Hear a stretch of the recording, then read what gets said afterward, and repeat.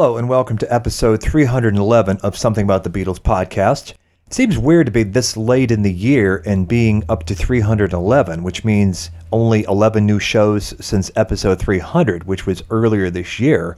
That seems odd to me, but when I think about it, there's been some special episodes along the way, and I think the number belies the productivity, some of which involves the SATB newsletter, which if you haven't subscribed yet is on a more stable and expansive platform, taking some of your suggestions as far as the layout and contents goes. And it's going to be the way that I discuss what's upcoming, discuss some Beatle history, discuss Beatle news and upcoming releases and things like that. So if you're not already a subscriber, I would recommend one of two things. You can just shoot me an email at SATB2010, satb2010@gmail.com to subscribe, or you can check out an actual copy of the latest newsletter. Go to my LinkedIn profile, and it's something I posted this week as part of the new platform. So you get to see what it's like in advance and like, oh, that's what it is. This is cool. Be informed about everything going on, upcoming, etc., etc., etc. Because there's going to be a lot of stuff I'm going to be soliciting input from you guys from going forward. New projects and such. So stay tuned and be in position to have your opinion count for something as far as influence on this show and what I do goes, because honestly, I don't do a whole lot of the social media stuff these days except to announce new shows. That's about it.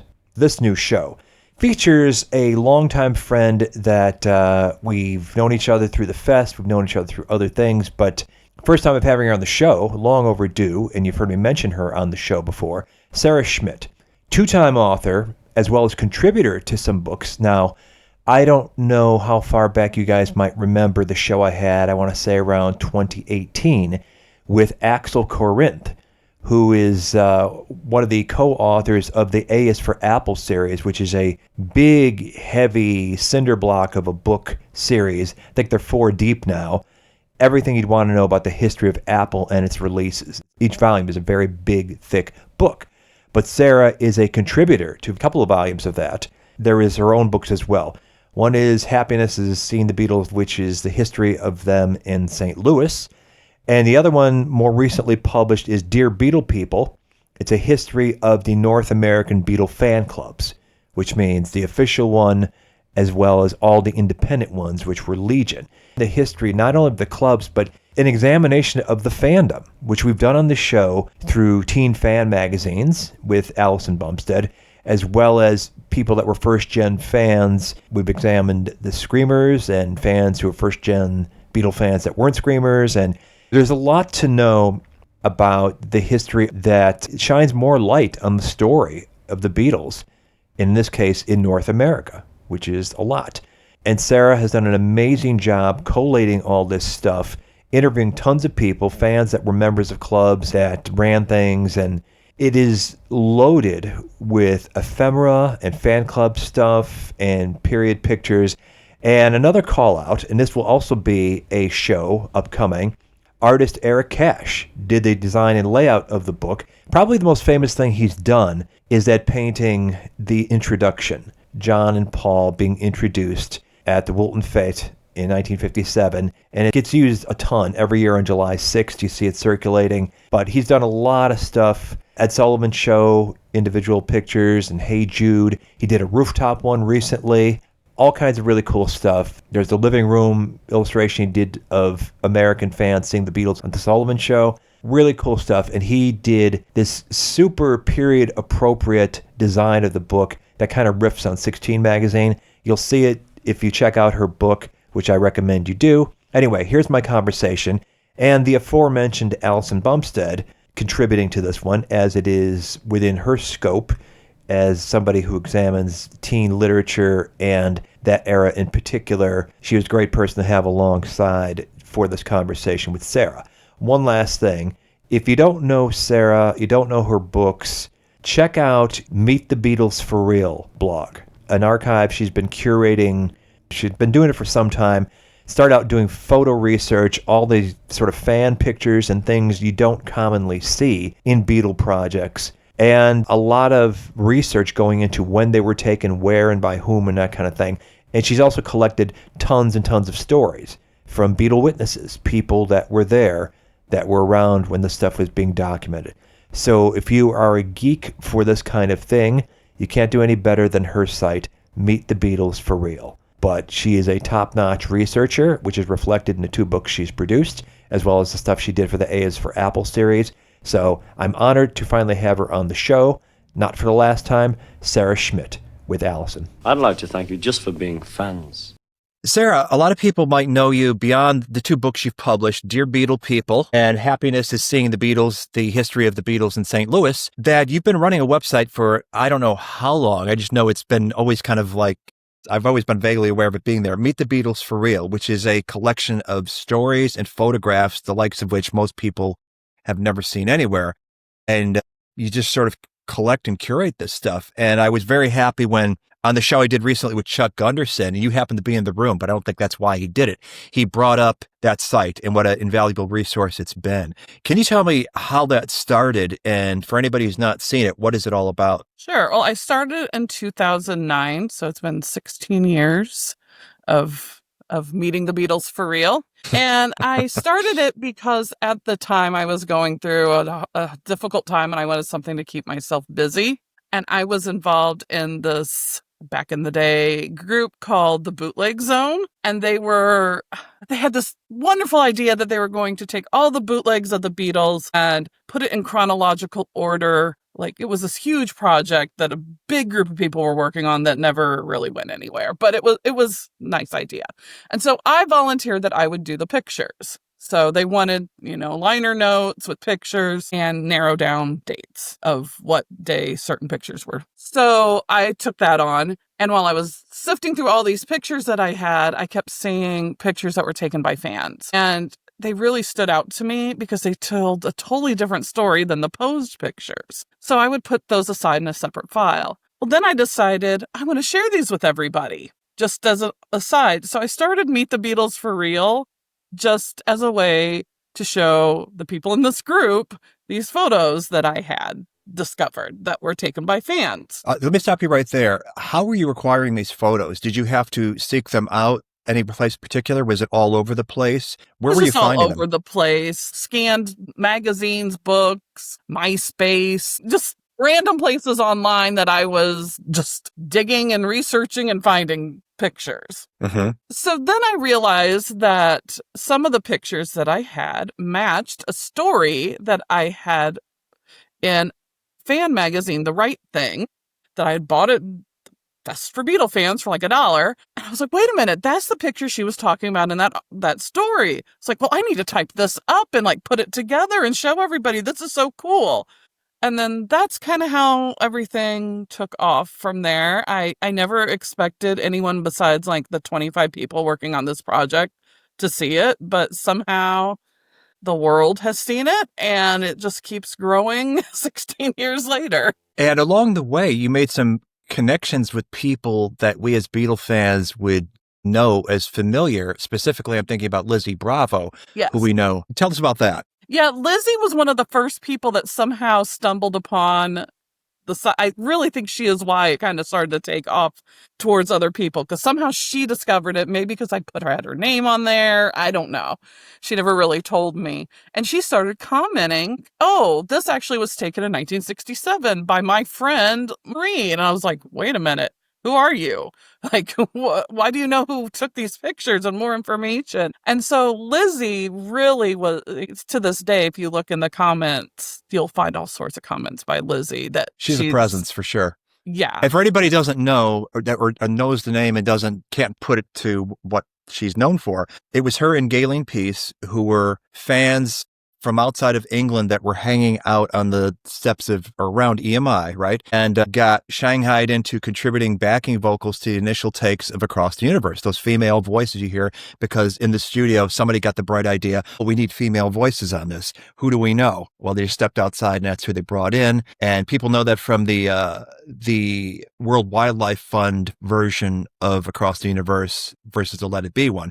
But if you know the name Lizzie Bravo, that's why. Yes, and she did a lot of other things behind the scenes. She got the John and Yoko, they had everybody sign wooden spoon. Oh, they signed wooden spoons for one of their demonstrations, and Lizzie had to go around to all these different Woolworths and buy a bunch of wooden spoons for them to sign.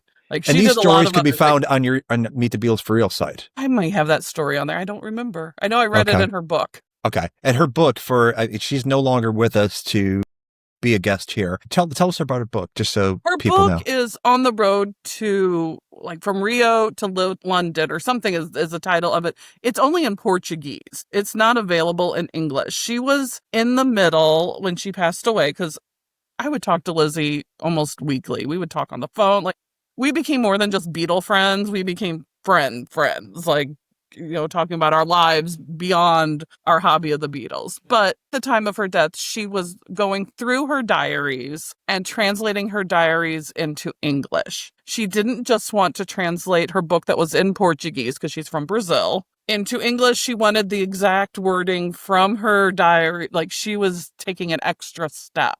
And she was in the middle of doing that when she passed away. I had heard that her daughter was going to take over, but I don't think that's happening. I haven't heard anything from the Applecroft world. Right. I haven't either. And first, I know her daughter is not a fluent English speaker as her mother was. So that kind of...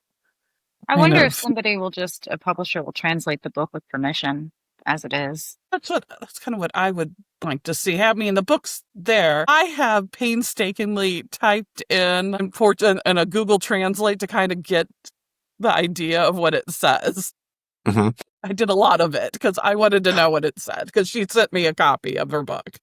And that's where we left it, because I remember her telling me, I'm working on an English version, and as soon as it's ready, I'll come on your show, Robert. And sadly, we ran out of time. Yeah. But that's an invaluable resource. I mean, Allison and I have talked about people who kept diaries back in that time, and how that first-person contemporaneous resource is just invaluable for something that we care so much about. She, like many, was reluctant to publish her diaries because she was embarrassed. And she was embarrassed because she was like, oh, John looks so handsome today. Oh.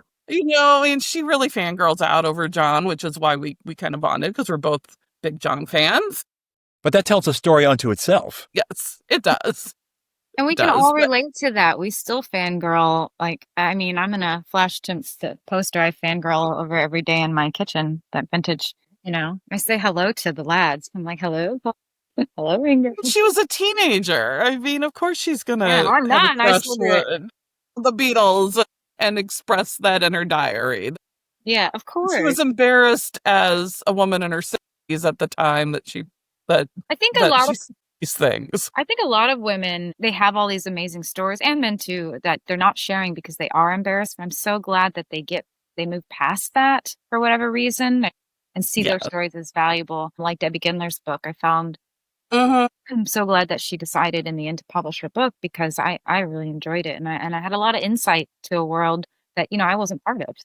Yes. Right. And to that, I would add Carol Tyler, who published Fab Four Mania, and the immediacy to that, because she was documenting things in real time. Like, it brings you into that moment in a way that goes beyond seeing a piece of film or a picture. You capture their emotions. Well, and it's just more than screaming girls. It shows you what they're actually thinking. And now Debbie's story the inner life. Unique, but yeah, just seeing like her drawing the paper and Carol's book, where it's like the Beatles over and over and over and over again. We've all related to that, even if it's not over the Beatles, right? We've done something like that in our girl fanboying. Mm-hmm. Yeah. So Meet the Beatles for Real is just a tremendous site for anybody that hasn't checked it out yet. Not only you get these visuals, but you get these great anecdotes and stories with this immediacy to it from a lot of people that were actual Beatle witnesses.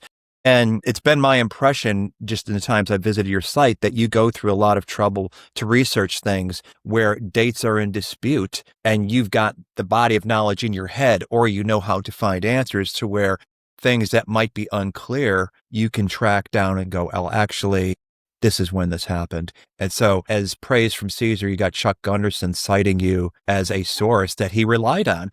And it's a wonderful and valuable thing. We've got, I've had this the conversation many times with people. We're living in a golden age of Beatles scholarship because not only are more pieces of the puzzle being brought to the table, both of you women with the fan stories through different paths, fan magazines, fan stories, fan clubs, all the stuff that it brings us closer to an understanding of this phenomenon that from a distance for the generations to come that were not there at the time, you get a real handle and understanding of why this was so special and unique. And while we're still talking about it 60 plus years later, this was something that's not been repeated and the reverberations are still being felt in terms of inspiration and joy and everything else. You know, whether it's Allison saluting that 1963 picture on her kitchen wall every morning, or just the people that with every new release that comes out of Apple, finding something to be turned on by. It's an incredible thing. So Yeah. that's why we're here. Yeah, I agree. I love your website, Sarah. I've used it many times. Thank you. That's how I found you. And I actually, Robert already hit that question because I had that question ready. It's like, how, what kind of connections have you made? And has this brought you closer to fans? Which you've already answered, but that was the first thing I thought of because I know many people like Christine Feldman Barrett, as well as myself, have mentioned your site. Because you had a picture, because I write about Judy Sims, for those who have heard about Judy. If you haven't, ask me later. And you had that Insert bell. You've had wonderful pictures of her on there, and it was just very helpful and joyful to see. So I'm really, really grateful for your site, as I know many of the listeners here will be too as well. One of the things that makes me the happiest about the site is that it has reconnected people. Like that's to me means the most.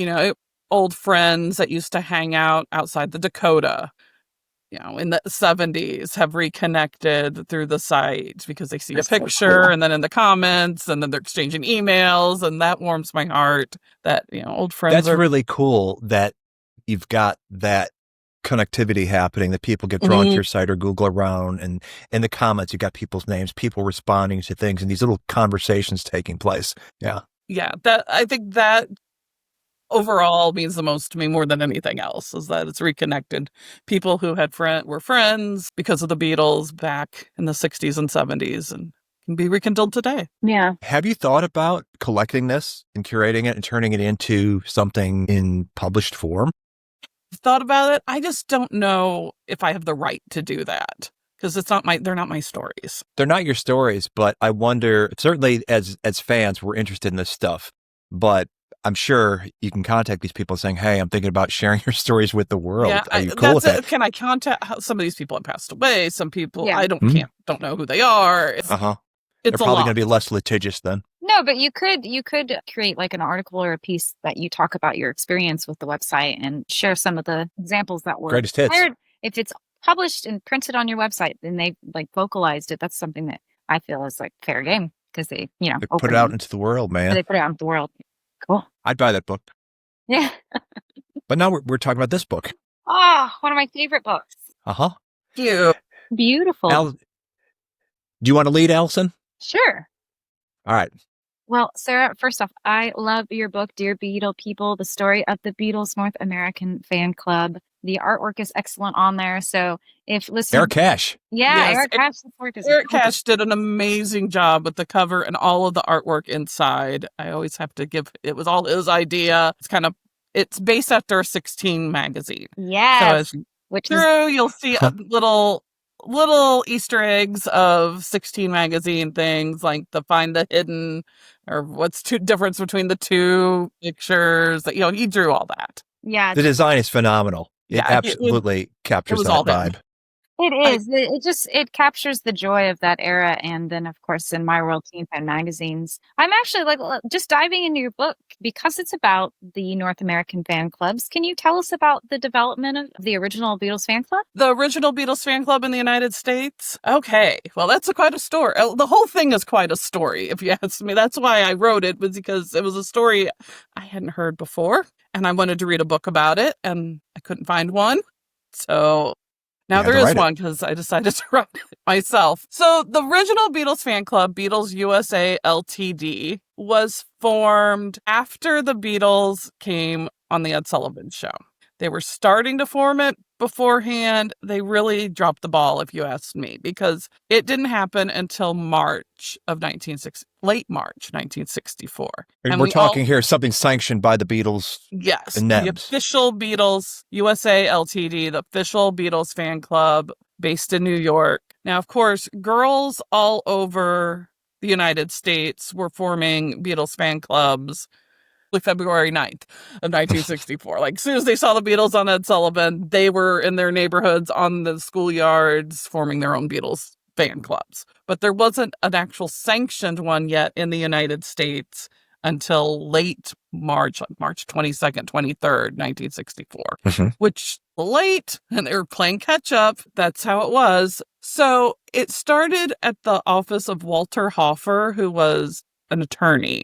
And he and his wife were put in charge by Brian Epstein to do the Beatles fan club. And so they put up some signs around different record shops. I happen to own one, which is kind of fun. They put those around different record shops, like join the Beatles fan club. And is this national or is this it was New York City? National. Okay. And they put some ads in newspapers around the country. And for $2, you got a membership card and a bulletin and just some real basic stuff. And you were a member of the official Beatles fan club. Now, if you wanted to have your own little fan club and be connected to the official Beatles USA Ltd, you could have a charter. You had to have at least 25 members. You had to make sure they all had their dues paid. And then you would get a charter that said that you were an official charter of the Beatles USA Ltd. $2 annual. $2. And I think you point out in the book that it really didn't pay for itself. No, it didn't at all. They lost money on the fan club. Big time. I mean, it was so poorly organized at the beginning. The head of it was a wonderful woman named Bernice Young. And I wish we knew more about Bernice because she just sounds very fascinating. She was an African-American woman in her 30s, which does not fit the demographic of a Beatle fan in 1964 at all. But they found her. She was one of the first Black women to graduate from this, whatever university it was. I know I have it in the book, but she was very educated. Everyone I spoke to who knew Bernice, because of course she's passed away in the 80s, like a long time ago, but everyone said that she was very efficient. She was very kind. Like, they just sing her praises, that she was very good, but she was in over her head for the amount of mail and everything that came in. It was really hard for her to keep up with it. She just it was run out of Walter Hoffer's office, and his wife did a little bit with it, but really this was Bernice's thing. She had a few teenage volunteers, and all of this mail was just rolling in nonstop, and it was hard for her to keep up with it all. People wanted to join the club that didn't get responses, and their letters got lost, and it was messy. Picturing a hard day's night where they're in the hotel suite and the bags of mail start coming in for Ringo. Yes, and that's what it was like. I mean, they were in this little closet, and Walter Hoffer's office was where the fan club was. It was this little room, and the mail just kept coming and coming, and poor Bernice is like up to her eyeballs in fan mail. And is it? My understanding is that they did try to find somebody to lead the fan club before the Beatles arrived, right? I mean, I think Debbie Gindler's story comes in here because she was about to Walter Hoffer's. But they were looking for someone. They just couldn't find someone until after, or they just weren't prepared. I don't know for sure, but the feeling that I get was like they were looking, but it wasn't like a pressing emergency. Like, oh, we need a fan club person right now today. Like, well, we're looking. Okay, Debbie's too young. Yeah. Let's look for this person who isn't qualified. Okay, well, I really don't think they were expecting the fan reaction across the country that the Beatles received. I just don't think they were thinking the fan club was going to explode.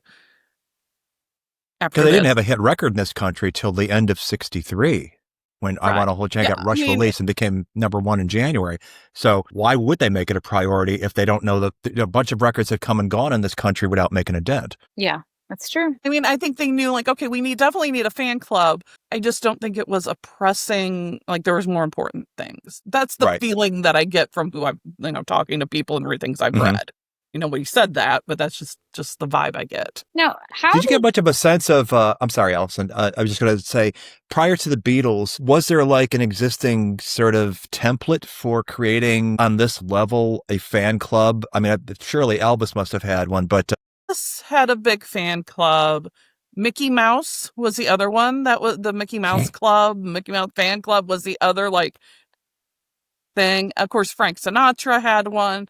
There was a lot of fan clubs for different actors. Actors were that was kind of a thing in the 50s, 40s, 50s, but not really for a group of people. The Beatles were the first, like, for a band, more than just one person, which added on an extra layer because you just weren't getting fan mail for Frank Sinatra. Like, you were getting John, Paul, George, Ringo were getting, and then the whole band was getting. So it was a little extra than what Elvis had seen. Now, you said that, like, part of the reason you wrote the book is because you couldn't find much on the topic, which I completely understand that in my world on Teen Fan Magazine. But what really drew you to this topic? What was it that said, I need to dive in further, I want to know more, and the world needs to know more? Well, Meet the Beatles for Real, I was always digging up stories. And a lot of them you could find this little tie-in to the Beatles fan club. Like, the girls got to meet the Beatles because of the Beatles fan club. So that got me like, well, I want to know more about the fan club. How did that all fit in the big puzzle of the story of the Beatles? And I just couldn't find anything. And the more I started digging, the more I realized what a mess the American fan club was. How the cease and desist letters in 1968, that was probably my pull, was like, what on earth? The Beatles sent cease and desist letters to 144 Beatle fans? Like, I wanted to know more about that. That totally interests me. I wanted to know more about that. And I was like, how come nobody knows about this? Well, now that you brought it up. That was what really interested me. Yeah. Okay. And what did you find? Yeah. Oh my gosh, it was crazy. It was crazy. So by 1968, the Beatles fan club finally got their act together, and they were sending out the Beatles Christmas messages regularly, and they were wanting to redo the whole thing. So they're realigning the whole fan club to look more like the British one, where they had. Did this have to do with Duff Bryan and Apple being started up, that they were trying to, like, clean slate, let's do this properly now that we're running our own business interests? Yeah, because I really thought of it that technically, but it was around that time. Okay. And Bernice had left by early 1968, and a young girl named Sandy Morse became the new national director of the fan club. And she was a young Beatle fan. She was in her 20s. So she was now in charge and just wanting to do things like the right way. So they were teaming up with Datebook magazine, which really, really was helpful. Like, that really was, because in the UK, they had teamed up with Beatle Book Monthly. So the fan club was able to talk about what was going on in their little newsletter at the beginning. So they did the same thing with Datebook. So, which seems curious, because that's the magazine that blew them up in 1966. In not a very positive way, although it was, as Allison will be the first to tell you, by design. Yeah. I discovered that too. But, I mean, of course, that Datebook issue is very controversial, but for all the right reasons, as Art Unger and Danny Fields would say. But it did a good job of bringing a lot of attention and bringing a lot of fan voices out. So, yeah. Do you know why they chose Datebook? Is it Art's connection with the Beatles? Because he did have the Art's connection with the Beatles. I don't think 1968 was considered like they were so controversial. It was just like, yeah, they do Beatle content. Yeah, Datebook had kind of, it was still very radical by then, but it's still, they had a teen Datebook version as well, and they kind of had simmered down in that world. Yeah, I haven't discovered really why they chose Datebook over any other magazine to team up with, but because I'm thinking Teen Set would have been a natural too, unless Judy Sims didn't want to be seen as the pet of the Beatles. Well, I imagine for Judy, with the very little support she had doing her by herself, and I don't know if she would have had the ability to do it, but she did have the connection to the Beatles that most didn't. But so did Art. Art probably connected a lot more to the officials surrounding the Beatles, whereas Judy was, writing with Mal. But she also had connections with the UK publications as well, because The first thing I'm thinking about 1968 and Judy Sims and Beatles is she's attending White Album sessions. Yeah, and she's writing, because she's writing for Disc and Echo. Yeah, but she's busy, She's busy. Yeah, I suppose. Yeah, whereas Art has been running a teen fan magazine since 59, right? And he has a little bit more at his disposal, whereas Judy's just hanging on with that magazine. So the fan clubs connect with Datebook as a means of marketing themselves? Marketing themselves, getting the word out there, and, letting the fans know, come back to the fan club. Because by 1967, most Beatle fans had dropped the fan club because they weren't getting the materials they were promised to get. Communication was very poor. Like, they were really down on the fan club. Like, there are letters that I've read. It's basically, don't join Beatles USA Ltd. They're terrible. Join our independent fan club. So independent fan clubs in 1967 were the way to go. And they were very well organized. 67 into 68. They had the very first Beatles convention was held through fan clubs in 1968 in August. So anyone that says a Beatles fan club convention was started by a man is wrong. I just had this conversation a couple months ago on Twitter. They're like, you don't know what you're talking about. A man started the Beatles fan conventions. I was like, no, actually, it was a woman. 1968 in Minneapolis. There was a group of women. And so they invited anyone who was a member of any of the independent Beatles fan club to get together in Minneapolis. And one of the cool things about that is that the weekend they heard on their transistor radio, Hey Jude, together for the first time in Revolution. Oh, wow. Oh, that's so cool. To be with a group of Beatle fans and hearing a monumental song like Hey Jude for the very first time gathered around a little transistor radio. Like, it gives me chills to think about like what that experience had to have been like for them.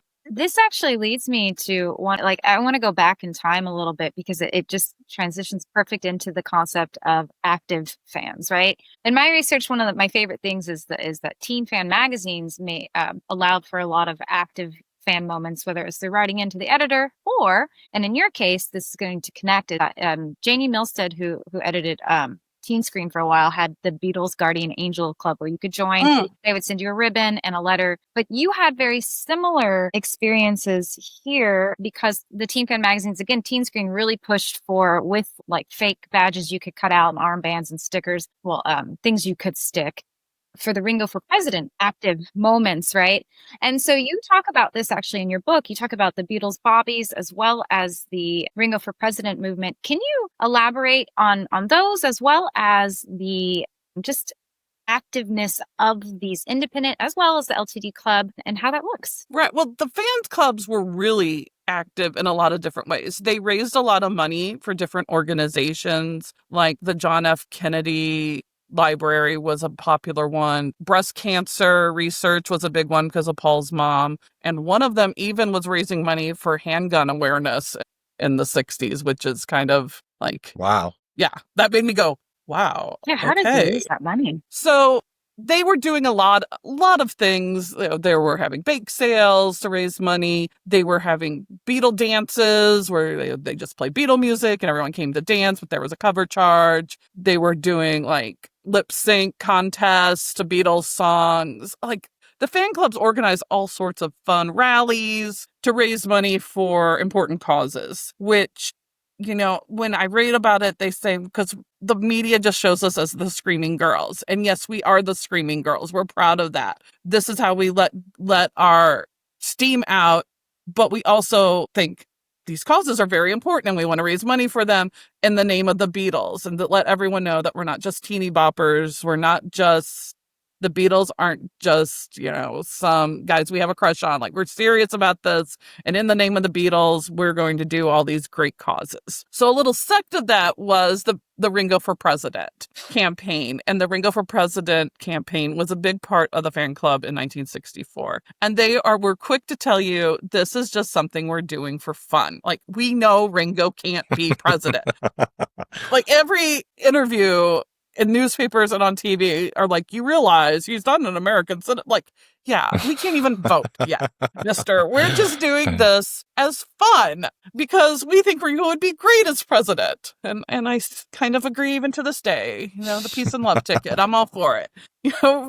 So it was just this fun activity that they did, and they would march around with their Ringo for President signs, and they would have all sorts of cute little signs. And, there was the song Ringo for President, and the one group was like, they marched to City Hall, and they said, if you won't let us in, we're going to jump in the fountain out front. And they're like, we're not letting you in. So they jump in the fountain. There's a picture, anytime you see Ringo for President pictures, you'll see these wet girls with signs in a fountain.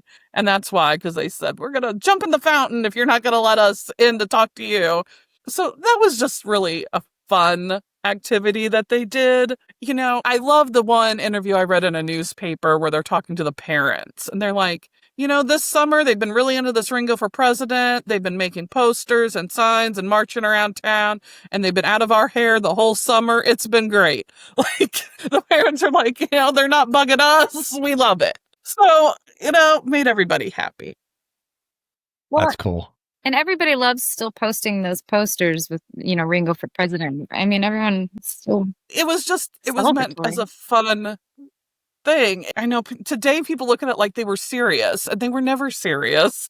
It was just, teenagers. Let me ask you about something that I became aware of when I was collecting in my early years of trying to get all the picture sleeves to the 45 releases on Capitol, is that some of them came with inserts for the fan club, right? Yes. What do you know about that? And when did it start and when did it stop? Right before the Beatles came to America, there was a push for the fan clubs to be connected to Capitol and through the radio stations and through Capitol, because they didn't realize the Beatles were going to be popular. As soon as they realized that the Beatles didn't need that publicity and people were going to join the fan club without it, Capitol dropped off. So pretty early in 1964. So that stuff's pretty collectible because it stopped pretty soon. I think so that's Did it continue after? Because I seem to remember, I seem to connect it to Lady Madonna for some reason, which is 68. I'm wondering if there was a latter day iteration of it. Now you're going back to 68, where on one side it's join the Beatles fan club. We are now connected with Datebook magazine. Okay. It's this two-sided thing, kind of talking about the relaunch, if you will, of the fan club. And so that would date us to early in 68 that this is happening, really before the proper startup of Apple, which came later in the summer. Yeah. So, okay. Interesting. Now we're putting a timetable together. Yeah. So 68 really is the breaking year of stuff with this. Sarah, one of the other things when it comes to, I think fan clubs are and magazines and all these are great because they like you were talking about the Ringo for President piece, is that in 64 that was just an early example of the Beatles community, because these young women are so integral to the success of the Beatles and the just visuals of the Beatles out and about and in your face. And can you tell us about the Beatles Bobbies stories or any other the active stories in the early 60s and into the late 60s and beyond? The Beatles Bobbies are really interesting. They started in Baltimore, and they decided it was a group of older, 16 plus, so that's considered older Beatle fans in 1964. They didn't like all the screaming because you couldn't hear the Beatles, and they made, the Beatle fans look immature. You're 16 and older, you want to be considered mature and all grown up. So they were afraid, and rightfully so, because we know what happened, that the Beatles would stop coming around to the towns where the fans were screaming all the time and they couldn't hear themselves perform. So they made a promise within their group was going to police the fans and get the fans to throw streamers and confetti instead of jelly beans at the Beatles, for one thing, because that could hurt them. We don't want to hurt our Beatles. Yeah.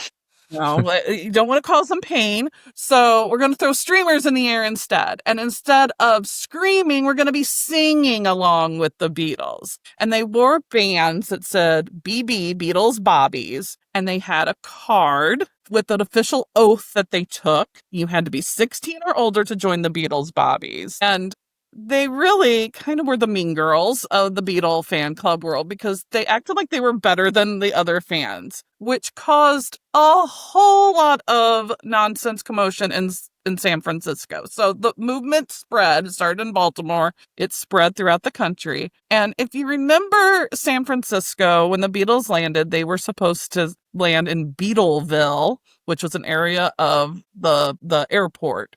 They were going to get up on a stage and make a little talk, like some little speech, like, thank you, Beatle fans, for coming to welcome us. Something they were going to say. We don't know what they were going to say. While they were waiting, all out ruckus happened out there on the airport with the Beatle Bobbies and then all these other Beatle fan club groups who were arguing who loved the Beatles the most. And then the Beatle Bobbies were like, hey, calm down, stop fighting, stop yelling, you're making us all look bad, stop this. Well, the police didn't like that because that's not some teenager's job to try to stop a fist fight from happening.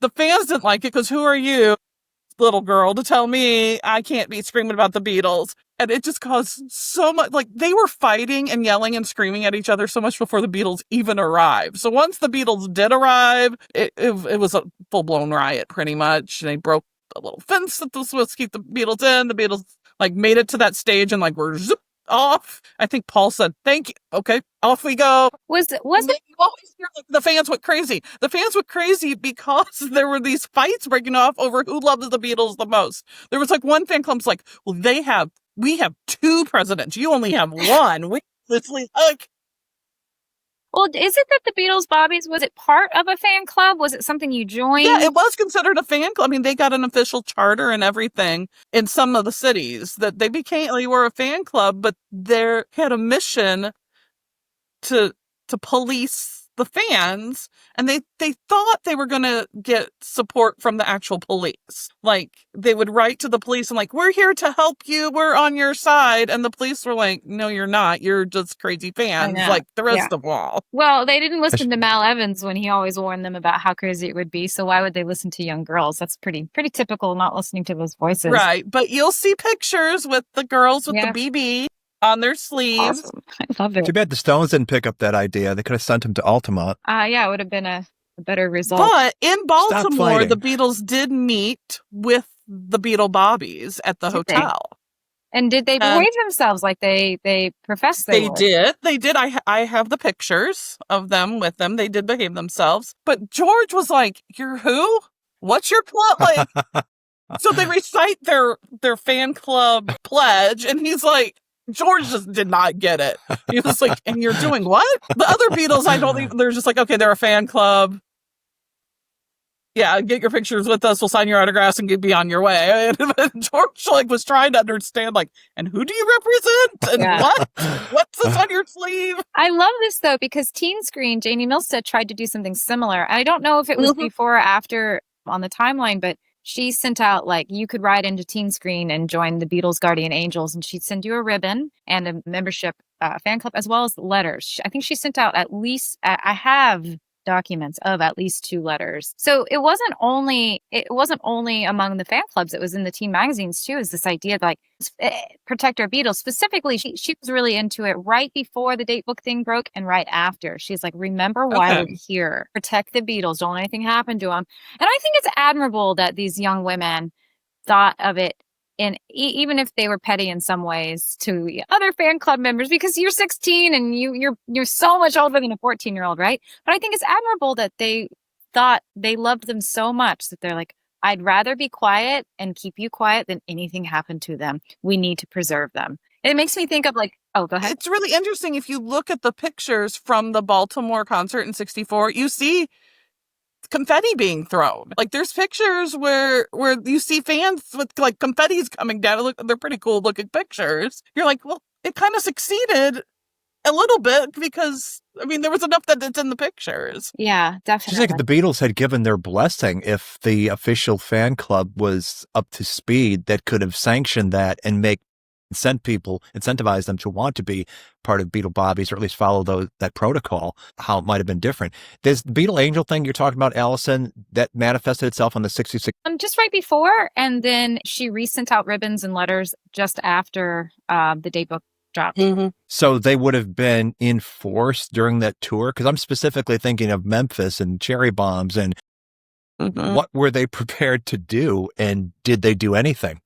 I don't know much about I only know about the Guardian Angels because, well, 1, she mentions it in a Teen Screen magazine, but then 2, because my friend who's a collector actually found one of the ribbons and sent me a picture. And I thought, what is this? I knew about the Beatles Bobbies from Sarah, but then when I found that, I was like, oh, that's cool that two different groups existed. In this case, what would they do? In that case, what can they do? I think the idea is just to be an ambassador, right? For the guardian angels is wear your thing saying, I love the Beatles and I'll do everything. Hey, talk to me about them. If you hate them, let me explain to you why you shouldn't hate them type thing. Whereas it sounds like the Bobbies were more like, holding back, trying to pretend to hold back crowds when they couldn't. That's what they wanted to do. Yeah. They wanted to be the police. But again, I think that's really important because it just shows how much respect and love they had for and cherish it. It reminds me of these memes now when something goes wrong in the world and everyone starts dying and on the internet, someone's like, hi, David Attenborough.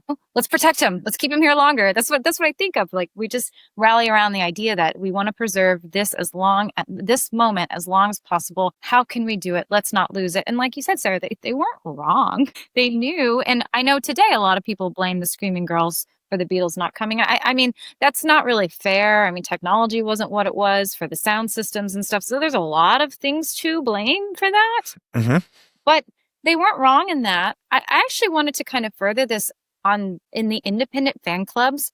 I had no idea that Louise Harrison had her own fan club or about the Beatles' wives clubs. I knew a little bit, but not as much as I learned from your book. Did you want to talk, like, as an independent fan clubs, what can you tell everyone about those? I love the independent fan clubs. Those were so interesting to me. So if you did not want to align yourself with the Beatles official fan club, which many people didn't because they had a lot of rules, one of which is that you couldn't advertise in a teen magazine. That was like, people didn't like that. They had a lot of rules. So they would break off and have their own independent fan clubs, which were a lot better organized than the official ones. Fans would have official fan clubs for anything and everything connected with the Beatles. So there was, official fan club for each member. There was official or unofficial fan clubs for each member. George had one by Pat Kinzer, which was huge. It was one of the biggest. The Paul McCartney one was really big too. The John one was big, but then John got in a lot of trouble for different things, and it kind of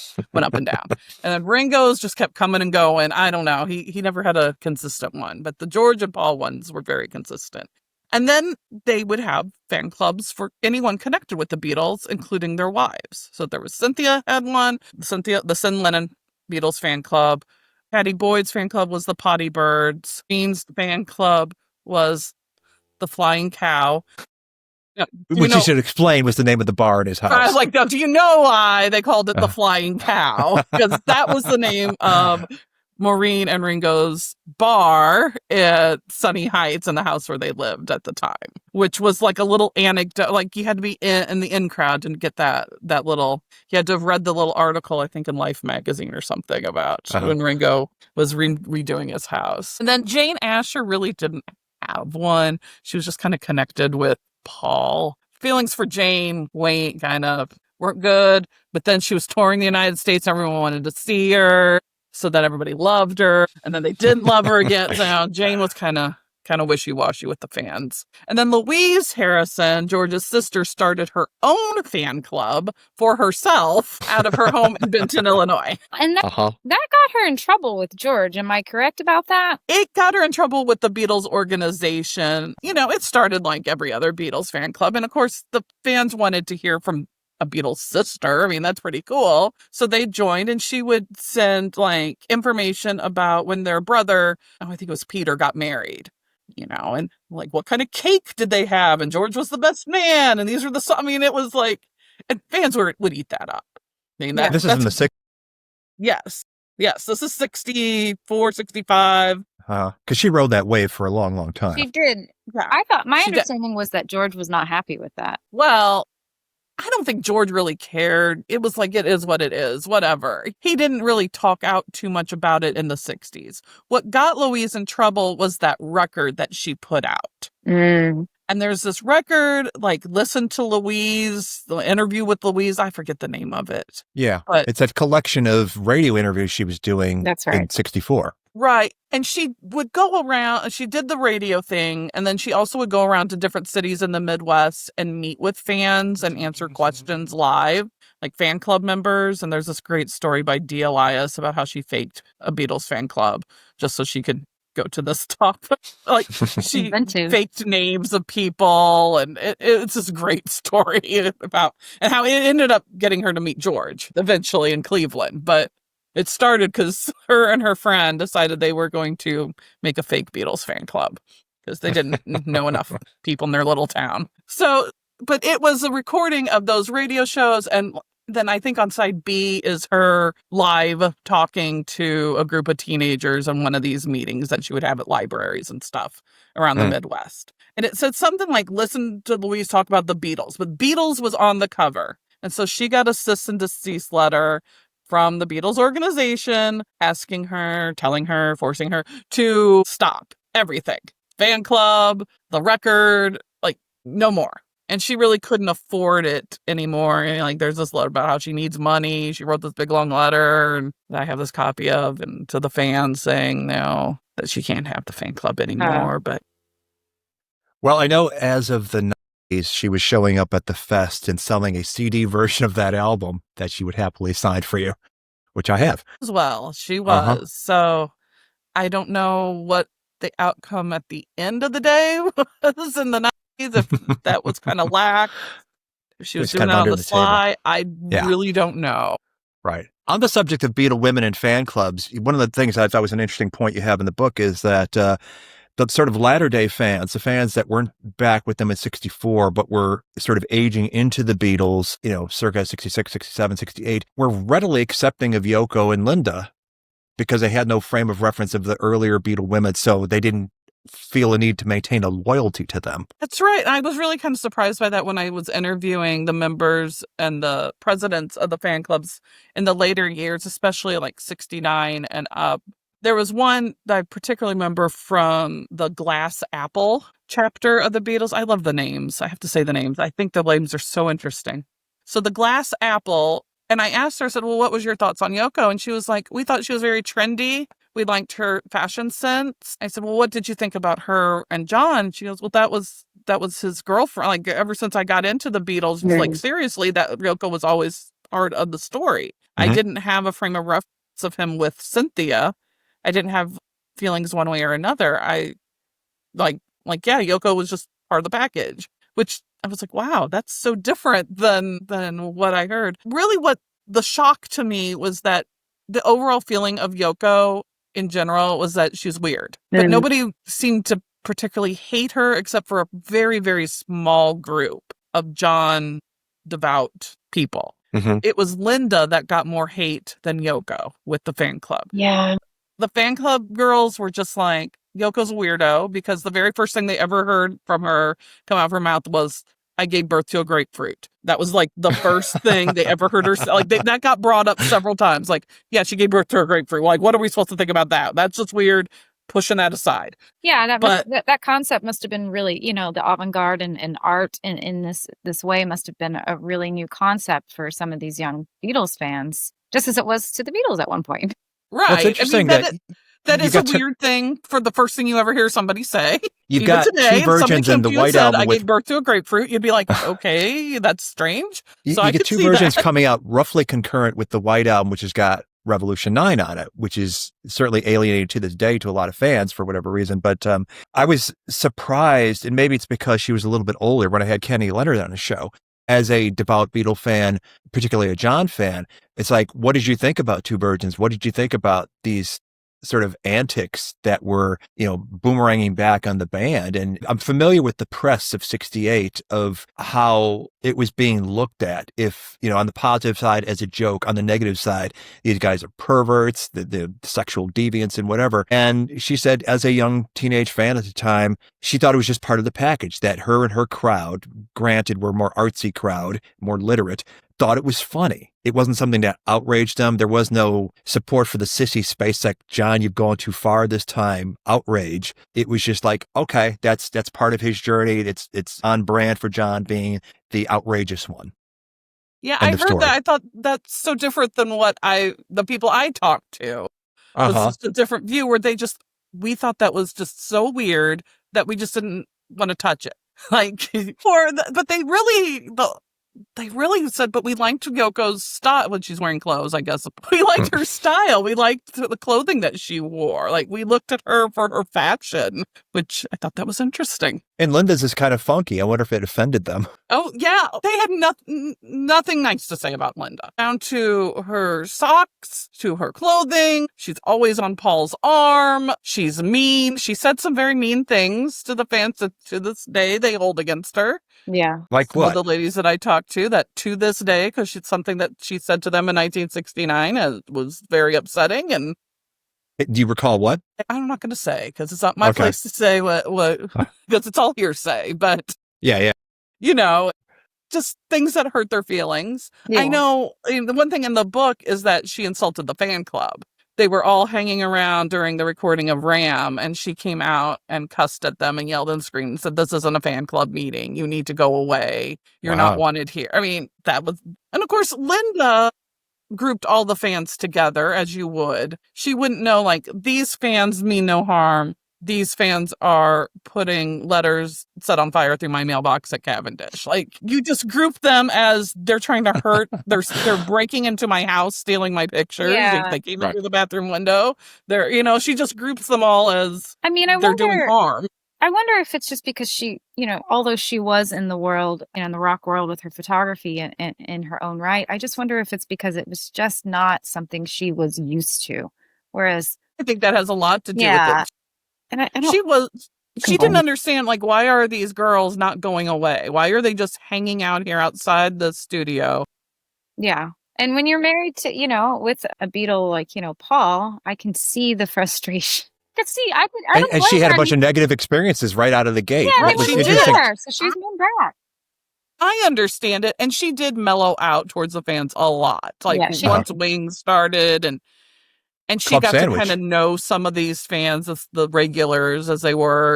Mhm. I think things really changed, but there is a group to this day that's like, we have no use for Linda. I don't care that she changed. She was so mean to us. Well, poor Linda still gets hers, right? With how people talk about her and her vocals and Wings. Oh, and yeah. vocals. So Yeah. And yeah. I love Linda's like one of my favorite wives. I love Linda. That part was hard for me to read. Yeah, well, Linda was young too. I mean, Yeah. Yeah. Well, yeah. You guys have seen the footage, like the day of the Paul leaves the Beatles announcement outside of Apple. Yeah, and they talked to Carol Bedford, and she's like, Linda says jump, Paul say how high. That's Carol Bedford that says that when the Apple scraps. Which usually people now focus on John and Yoko and what Yoko right. says And that was the more than surprise Linda. to me, was that John and Yoko, the original shock of divorcing Cynthia, once they got past that, it was like, Yoko's just there. Okay, whatever. She's weird, but she's there. She's Like, interesting. they didn't, like, they weren't weren't one way or the other. But Linda was like, Linda's got to go. Which I was surprised that was not the stereotype that we're used to.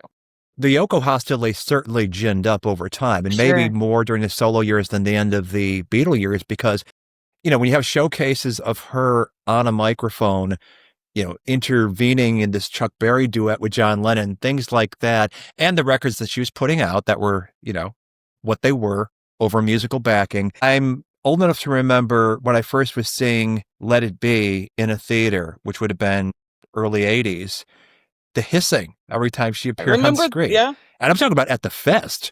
Yeah, yeah. When presumably in a room full of hardcore Beatle fans, But it would happen with Linda too. The 2 seconds of Linda you see in Let It Be, where she walks in the door. Very clear that it's not just the women hissing, because a lot of people will listen. It was and everybody. think all these women were so mean to each other, and it's like, well, hold on, hold on. It goes both ways in this world, on the hissing and the booing and the talking about Yoko and Linda on the male side as well. So I want to.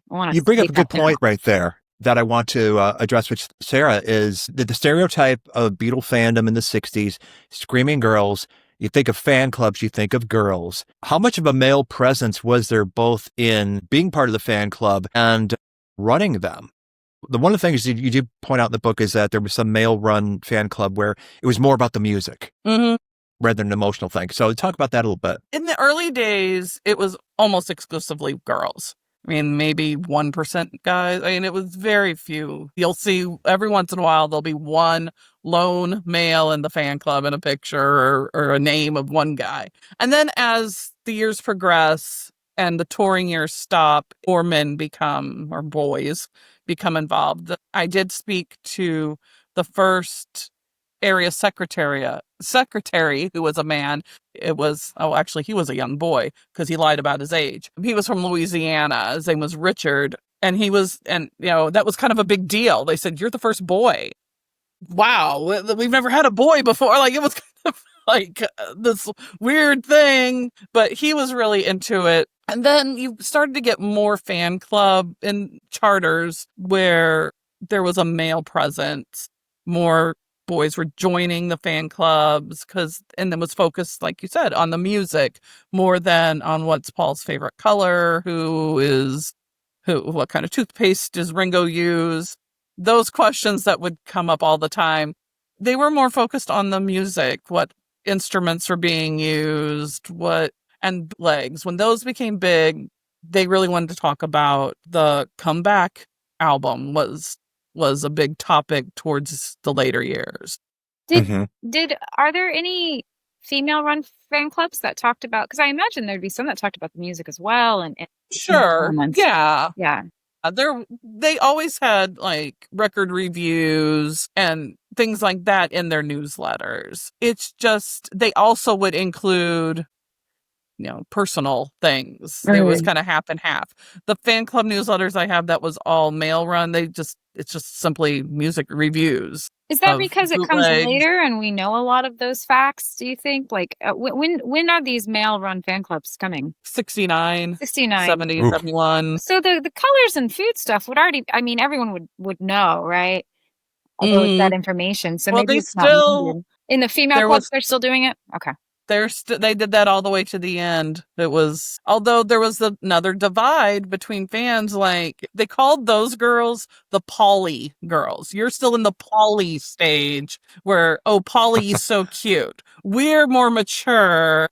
We're in the Paul McCartney stage. That was kind of how I love this. That was kind of the divide. Like, and there was lots of debates about what should we be talking about. Well, that's really fascinating, though, because I think these are elements that most people think it's the food and the colors. But there are elements and there are divides, like you saw with the Beatles, Bobbies. These are very intricate, and segmented communities where you start to see these. And I think is that something you see as it progresses? You see the Pollys and the Paul McCartney band? Well, you see that there's always new Beatle fans coming around, just like there is today. There's always this young 11, 12-year-old girls, boys joining the forces, and they want to know the basics. Yeah. They have to. And so they're joining the fan club wanting to know, so what's Paul's favorite color, guys? You got these people who had been fans for 4 years and they're now in their early 20s going, who cares about that? You're just you're a Pauly. Like we want to talk about what's his beliefs and why is he recording the McCartney album? Well, and I think it's very interesting. I think that still stands today because, the people who quiz me the most on what I know are usually male fans. If they hear, I don't tell anyone I know, like we're going out meeting new people. I'm like, don't say anything to me about me and the Beatles. Because the first question is like, not only is who's your favorite Beatle, which is a really annoying female question, I feel like, as many other I love telling everyone who my favorite Beatle is, so that doesn't bother me. Well, mine changes often, but it's often like a quiz, like on what do you know? And it's the basic questions that they often accuse the Pollys, as you said, of girls knowing. But I did ask those questions too, just the basic things. Did you know about this? Did you know about this? And I'm like, it's not a quiz show. This is not trivia. Right. I was like, this isn't trivia night. Yeah. I don't know if I'm asked those questions because they think that's what I know because of my gender or what. But that is something I wanted to know about this. So that's really clarifying. Like, do you think as the magazines, as the fan clubs, wrong world, are moving forward, the fan clubs that you see in the 70s, are there still some today? Like, what's the progression like? That is actually what I want to write about next is what happened after the Beatles fan clubs all ended in 1972 when they officially ended. What happened next? But there isn't an official Beatles fan club. It ended in 1972. Never Apple never had another fan club for the Beatles in any way, shape, or form after that. It was all independently. Like, I was in the St. Louis Beatles fan club in the 90s. But with the birth of the internet really taking off, the need for fan clubs kind of died, even though I still think it's nice to get together. And that's why I still go to Beatle conventions. Is it because I care about all the stuff they're talking about? Not really. I want to get together with other fans, and the same fans that I've gotten together with for 30 years. I want to get together with my buddies. I think that's missing with the internet. Yeah. In between, in the 70s, in the period when I'm starting to get into fandom, you had the fanzines, which was another way of sort of collating fandom and information and talking about music, talking about Paul's on tour this year or whatever, that kind of thing. It filled the gap for sure. Yes, definitely. And the people that run those considered that to be a fan club. Mm. They considered, you mentioned Barb Fennick a lot in the book. Yes. I got to meet her for the first time last year, which was like meeting a hero of mine, because I love Sure. those moments. so much. She did so much for the Beatles fan world. From the mid 60s all the way through the 80s. She did so much, and there she was. So it's like, oh my gosh, you're Barb Fennick. Would you Yeah, say that's awesome. Would you say, Sarah, the thing you end your book with, which I really like, is the concept of like lasting friendships and relationships. In regards to these fan clubs, can you speak to those lasting friendships and relationships? A lot of the fan club members are still friends to this day, 60 years later, and they still get together. There is, the New York City area fan clubs were big because there's, just over a lot of fans. They still get together. They have their whole little Facebook group that's just for them. There they trade their pictures and they get together and have lunch. They last. The Beatles don't realize how many friendships and relationships they have birthed over the years. It's just amazing. Being in a Beatles fan club was so much more, or waiting outside the Dakota or waiting outside when Paul was recording Ram, was so much more than seeing a Beatle walk by. It was about that friendship and the relationships that you were making with like-minded people, which gets lost. The seeing Paul walk by was kind of like icing on the cake for a lot of these, like, oh, wow, there he is. But it was the moments and the shared memories and the inside jokes and all the things that happened while you were waiting there that really shaped these people into who they are now. Well said. To circle back to, we were talking about male clubs coming along later. I was wondering if February 10th, 64, the day after the 73 million saw them on The Sullivan Show, if girls would have gravitated more toward the clubs because they are more naturally social and community oriented, I think, towards something they love and feel deep emotions toward. Whereas I think a guy's place of putting what he just witnessed and was drawn into would be to grow his hair and start a band. And that was like the sort of more normalized social paradigm at that time until it wasn't. Girls certainly could be musicians too and form bands. But I think it was a more natural thing for guys who tend to be more oriented toward teams and that sort of group mentality of focusing toward one goal. Does that make any sense to you? More accepted. I think you're right on target with that. Okay. It was more of a female social thing, and they were a group of 4 handsome men that, so the girls want to get together and talk about who do you think's the cutest.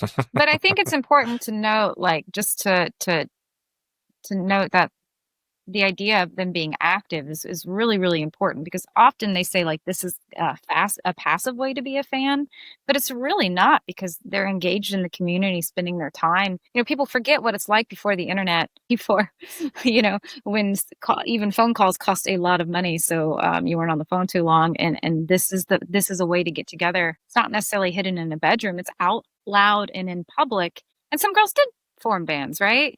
Based off of the Beatles as well, too. Sure, yeah, that was all part of it. Sarah, what was your?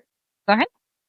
No, go ahead. Oh, I was going to ask you this one, just to circle back, and I know this can maybe be edited to be put back in the middle of the conversation. Speaking of fan clubs responding to John Lennon's comments in Datebook, well, originally, obviously, the London Evening Standard, for those Maureen Cleave diehard fans. But the reprinting of the article, even though clearly that was not the intention of the gaining focus based off the cover and something else on the cover, what were the fan clubs? Did the fan clubs respond to this? I know the teen magazines did, but I wasn't, how did they respond to this? They definitely responded. A lot of emergency meetings were held. Like, we got an emergency, Beatle fans. We got to get together. So they held emergency meetings to talk about what do we think about this, and have just a conversation among. We have a crisis. Right. What do we think about this? And overall, they all were supporting John. They might not have supported what he said, but they supported his right to say it, which I heard a lot. A lot of, I don't agree with what John said at all. I'm a Christian. I don't think the Beatles are more popular than Jesus, but John had a right to say that. Mm-hmm. That was the overall arching belief of the fan clubs. Some fan clubs did a counter protest across the street where they were burning Beatles stuff.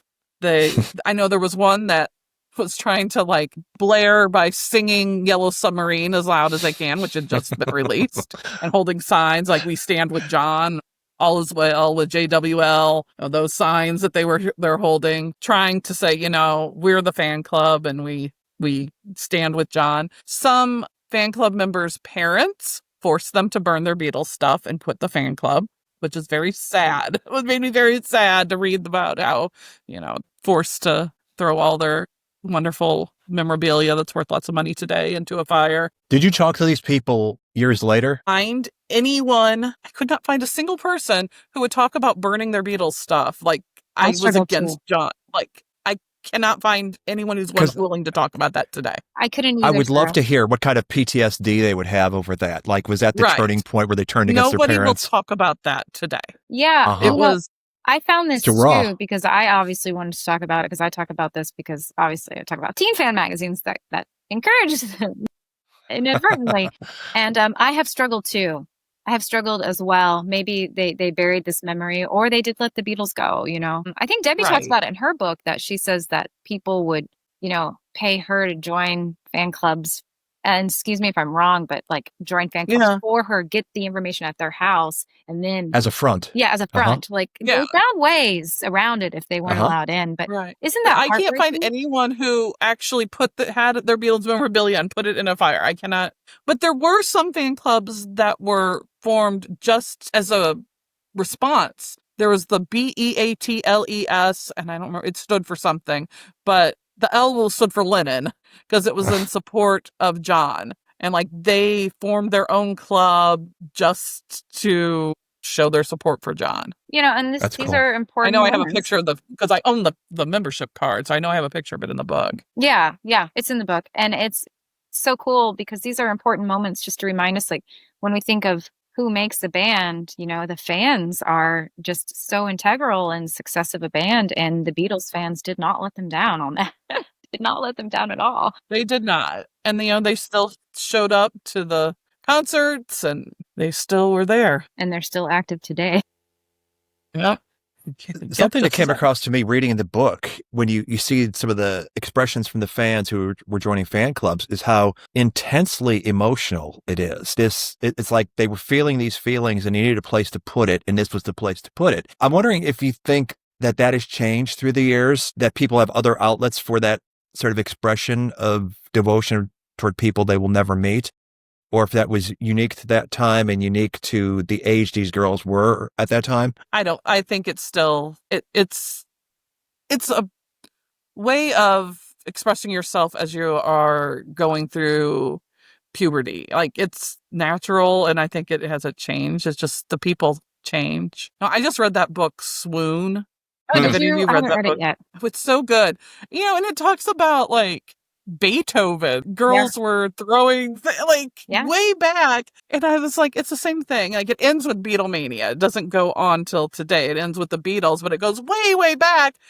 And it's funny to me because it's it's 12, 13-year-old girl is behaving the same way all throughout life, forever. And it was really, really fascinating. Yeah. So I think the people change, but it's the same reaction. Do you think? I think the Beatles were bigger because you had the baby boomers. You had more teenagers at a time than ever. And again, it was 4 people instead of just one. So it like got multiplied by 4 for the first time, which they point that out in this book, Swoon, that like before it was always Frank Sinatra, it was Elvis, it was Beethoven, it was one person. But for the first time, it's like multiplied times 4 and you have more people. Well, and you also have the teenage dollar, which didn't exist, in the 19th century. Right, yeah. So you have that teenage dollar, and then you have the media as well, the magazines, the media, and Ellison television, that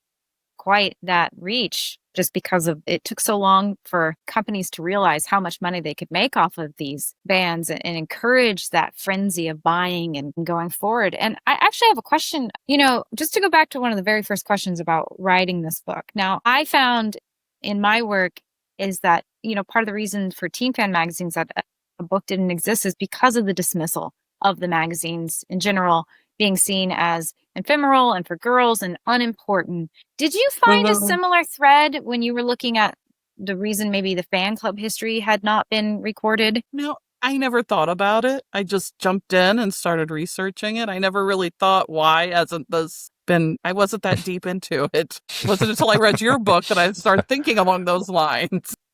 Well, do you think now, do you think that maybe that could have been part of the reason or it just could have been recorded? I don't know if people just aren't interested in the topic. I mean, honestly, the book doesn't sell that well. I haven't sold that many copies of it. I don't know. I know it's a real niche topic. I don't know if it's something that in the big picture of the Beatles, people just aren't interested in. I think they will be after they hear this conversation, number one. And number two, speaking as the Beatle, quote unquote, historians that we are, if you are interested enough and passionate enough about the Beatles to want to know all there is to know that's knowable, it is another one of these things in plain sight, like fan magazines, that you will learn an incredible amount from that you didn't know before and give you greater context for everything that was going on in the 60s that makes this phenomenon so much more understandable. And it gives me hope when you see things like a Beatles 64 get produced, that there is more context to be added. There is more insight and layers to understanding why this is and why the hell we're still talking about it 60 years later. Yeah. And Sarah's book is full, to plug her book. I love her book. It's full of amazing imagery and then like documents and forms and things that if you're, a Beatles nut, this is the way to go. You get to see original pictures from fans, right, Sarah, that others wouldn't else be there, that they've given to you. Is yours hardbound? And stories that have never been shared before, because when I talked to the fans, I said, I've never heard this before. And they said, no one's ever asked me before. And they trust you. And they trust you, and they gave you this information. It took a while. They thought I was going to write some kind of scandalous book. I don't know what kind of book they thought I was writing, but I'm like, no, I'm not writing like some tell-all. It's like the history of the Beatles fan clubs. Yeah, I got that. I got that from one person. I bought a bunch of her teen sets, and I asked her, could I ask you, were they yours? She's like, yeah. I was like, can we talk about them? I didn't do any of the drugs. And I was like, what? Wait, what? Right. I got some of that, like... What do you think I think? They're like, I just met them at the hotel, and that's all that happened. And I was like... It's like, don't believe what you were told. And they don't want to share, but we don't want to. We're not out to scandalize. We just want to know because we're fascinated by, this part of history that's not been told. And I think, Sarah, you do an excellent job in here with the unknown stories. I know that I have a colleague, Steve Davis, who was interested. He's in Houston, a professor in Houston, and he was interested in Houston and the Beatles. And I said, hey, there's some names in here you might want to follow up with. And he did. Yeah, and I think definitely. he was successful with that too. So I was like, because of this book, it's, I know I cite it in my most recent piece because the Beatles, Bobbies and Ringo for president. And then also, I appreciate that. So it was really a passionate love for the Beatles is why I wrote it. That was really my reasoning. Yeah. Do you get any sense of what the Beatles... Right. Absolutely. And it's an untold story. And you've developed this niche sort of organically, starting with Meet the Beatles for Real. And this seems to be a natural outgrowth of that for sure. Yeah. I was going to ask you, do you get a sense of, in your research, naturally, most of your primary sources are going to be the people that were in the fan clubs and whatever ephemera and written word stuff you can track down. Did you get a sense from anybody you talked to? I don't know how inside you were able to get, but what did the Beatles get out of this? Or what did the organization, did they, you talked about, we started talking about 68, them sort of trying to shut down everything. Yeah. All the independents. To what end? I mean, it seems like they, by that time, had sussed out that fan clubs were a good thing, but they wanted it to be their fan club, the official sanctioned one. Yeah. And why would they have seen the independents who were doing it so much better as a threat? Can What I was add their to goal? that question? Go ahead. As you're answering. Yeah, So I want to add to that question. So as you answer, you can think about this too. I know my understanding is the licensing that Brian handled at the very beginning was bad, right? Bad Right. choices, lots of bad money decisions and lost money and all that. Is this, I want to add to Robert's, is that part of that conversation too, as you're thinking about his No. question? That really Like just wasn't part of bad it. running it. Okay. It was, they were wanting control of the Beatle narrative. And Then as now. what the independent fan clubs were doing, they were getting information from anywhere and everywhere. You know, they had the magazine from Italy come in and they would figure out what it says and say what that's, you know, they were grabbing little pieces wherever they could. And the Beatle organization just wanted the truth because these independent fan clubs were like, well, they would say like Yoko's pregnant and Yoko wasn't pregnant, or, you know, like they would take rumors and publish them as facts because I see.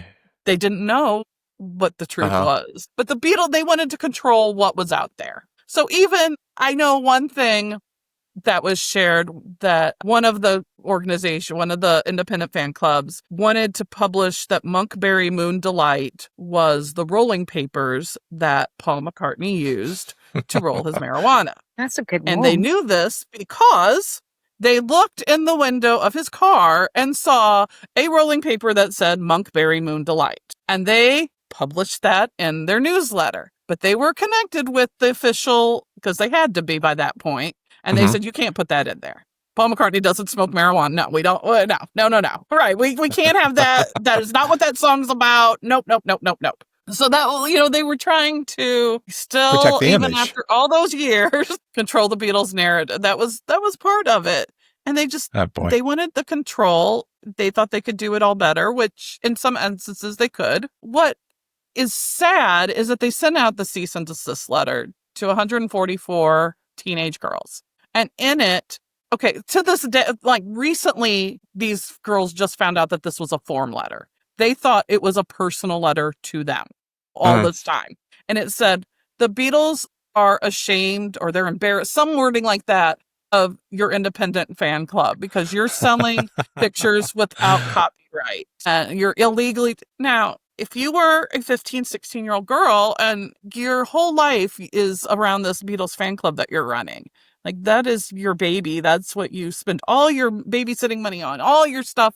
And you get a letter saying that the Beatles are embarrassed by your fan club. What do you do? Like, that would be so devastating. Absolutely. It makes me so sad that when I read that letter, you know, there's a copy of it in the book. It's just devastating. I wonder why they didn't think about their audience when they were sending that. That just sounds so unbelievably corporate and unhuman. And I don't think that, you know, I know Paul, I think he, you know, liked his fans out front.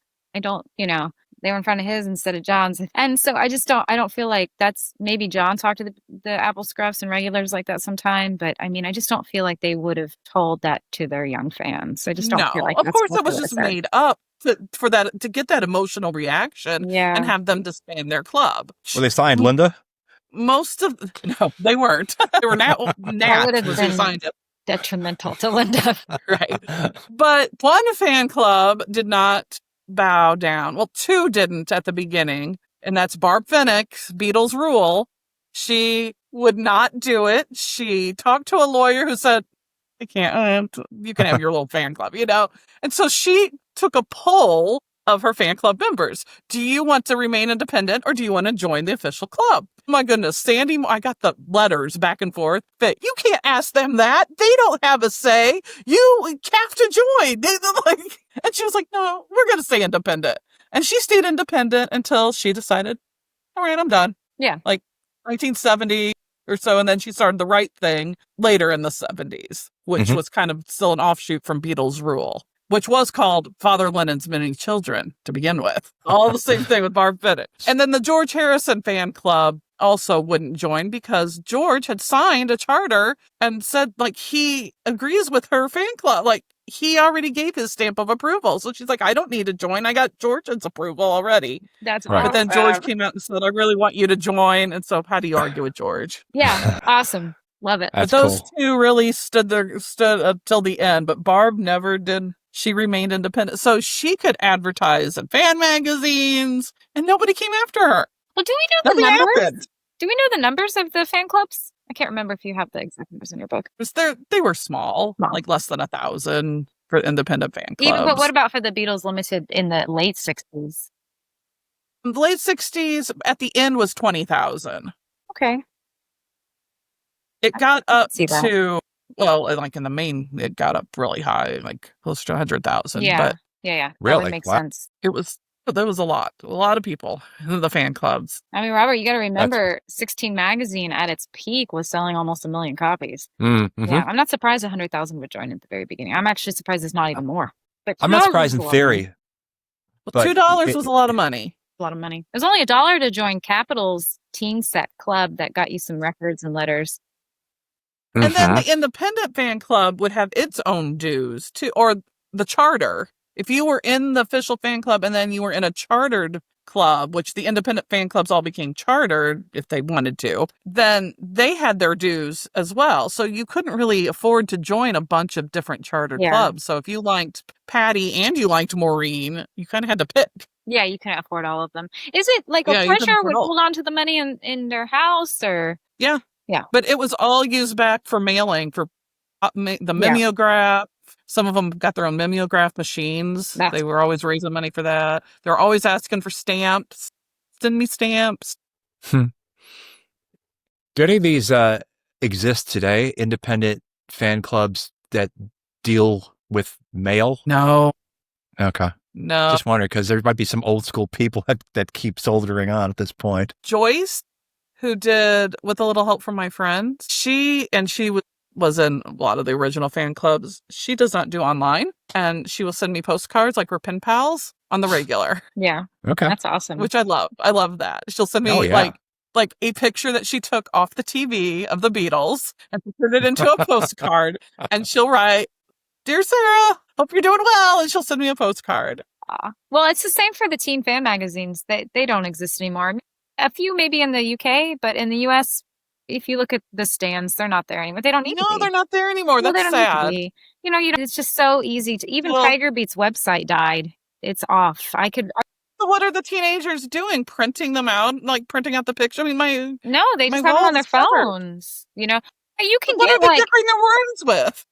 That's a great question. They do, but the ones I see now are all anime decorated or all Japanese cultural.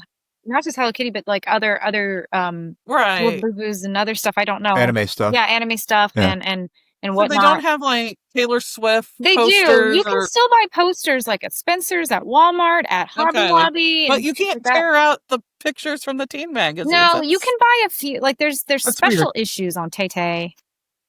Mhm. I'm writing a piece on Taylor right now, so I'm really into that. Let's see, on Taylor and some others, and of course the Beatles. They still do special issues on Paul and the Beatles all the time. That hasn't They have the changed. same My life. pictures. I stopped buying them. I Yeah, used to always buy them, and I've stopped because it's the same thing. yeah, It's the same I know article, the information in these the different magazines. cover. But you can still buy those like at the checkout stands. And if you go into Barnes and Noble, they surprisingly still have quite a large magazine section. But you can find really young activity magazines or like 17, which would be, but that's not what I would describe a teen fan magazine, right? That's more of a Right, that's- lifestyle. It's very different. So, Yeah. or Teen Cosmo. I don't know if that even still exists either. But yeah, these things are just fading away. I think it's. I wonder if it will come back though, Sarah, because maybe in the form of Taylor Swift or Beyonce or something, someone new, because that Yeah. desire to be off the phone is so strong that every Texas school has banned cell phones in the schools. Like you can have them Yeah, off, that's a thing right? now. Because people are, and I, myself included, in the last year or two, especially during COVID, that phone became more integral in my life, which I hate. So I love having to open books and magazines. Like, I want to open them to get there. So I wonder if that will come back. I do letters and postcards and stamps still. I'm obsessed. But it does seem to be hard to get people to write back. They'll text me. Oh, I got your card. Thanks. I'm like, okay. Yeah. Yeah. But as for Beatles stuff, it's all online. Yeah. Right. Or in festival or conference form. Right. Unless there's some kind of convention, festival, conference. That's the only opportunity you have to get together. One of you may know, how long did Club Sandwich go? Did that die with Linda? It did. Okay. So that we were talking, what, 96 or something like that? 98, 8? 97. Yeah, whatever it was. So it would have been well into the computer age starting to be a thing. Yeah. Not really smartphones per se, but yeah, it was still not considered old school, I would think, at that point, because I know had a ton of magazine subscriptions by then as well. Yeah, I mean, I still get a magazine sent to my house. Magazines, like even 16 died in 2001, Bigger Beat in like, I don't know, 18-ish, right? So, they lasted into the internet age because I wasn't on the internet even in the mid 2000s. I wasn't really on it. Still dial up or expensive Wi-Fi. So what would you say is the most surprising thing you learned in doing the research for this book? There were so many things. That the thing with Yoko really did surprise me. I thought I was going to get a lot of Yoko hate. And that surprised me. I think how active the fans were for different causes. They would adopt, like through Compassion International or Child International, adopt a child. That was a real popular thing that they did. And the George Harrison fan club even would send her Beatle records, their child that they adopted. They would send her Beatle records, and then they raised money for her to have a bicycle and a record player. Like, I was going to say a turntable.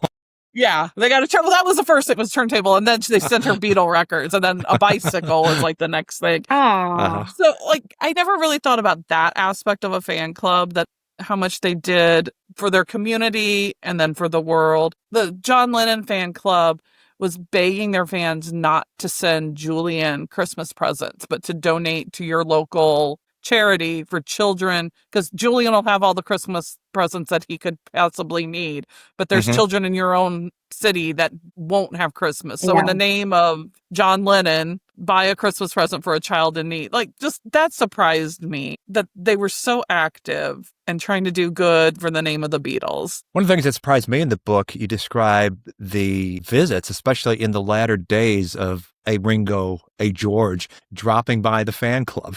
Yeah, they really valued the fan clubs. Like, all four of them did. Brian really instilled that into them early on. Like, these are important people in your success. They're the ones buying your records, and they're the ones telling others to buy your records. Like, they're putting in a lot of work. They're not getting paid for it to promote you. Like, so you need to see what they're doing, value it, honor them. Like, I do think it's funny, though. There was one time, one of them, the meetings, and the girl says, "Yeah, I'm from your fan club." And John says, "Oh, we're supposed to be nice to you." I know a lot of people listening will wonder why we haven't mentioned Freda Kelly. Good old Freda. Did she have any influence? I know some people have seen the documentary Good Old Freda, or talked to Freda in Liverpool. She is out and about sometimes. I have met her myself. It was really cool.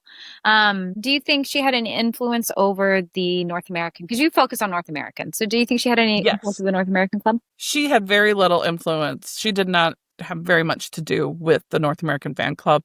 She did talk to members. She did try to encourage. They talked to her during that first Beatles convention over phone, which, is pretty amazing. And she was trying to encourage them to join the official fan club and not be independent, because then they would get the official information and they would get the Christmas record, and she recommended, like, Kathy Burns, when she ended her Cynthia Lennon fan club because Cynthia and John divorced, she ended it. Freda recommended that she be an area secretary. So she, like, was kind of knew some things.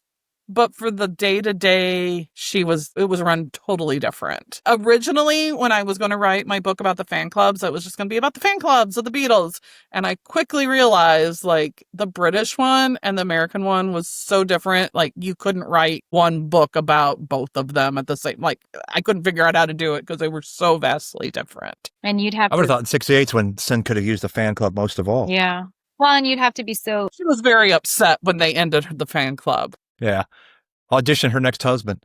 Have a contest. Well, Kathy Burns thought she was doing the right thing, like, by continuing her fan club would upset Cynthia, but really it wasn't. But she had the right idea. Like, her heart was in the right place. yeah, but I think so. I Cynthia mean, was upset. Did Martha have a fan club? Surprisingly, no, but they did talk It doesn't about seem Martha like a quite no-brainer. bit. I know. They did talk about Martha quite a bit. but Victor Spinelli did. Victor Spinetti, yeah. My Spinetti, buddy sorry. Patty. My Who is buddy he then? Patty Gallo Feynman, she wrote the book. Yeah, she was co-president of the Victor Spinetti fan club, and her book's amazing. The Diary of a Beatlemaniac. I highly recommend it. Something About the Beatles. Created and hosted by Robert Rodriguez. Executive producer Rick Way. Title song performed by the Corgis. Something About the Beatles is an evergreen podcast.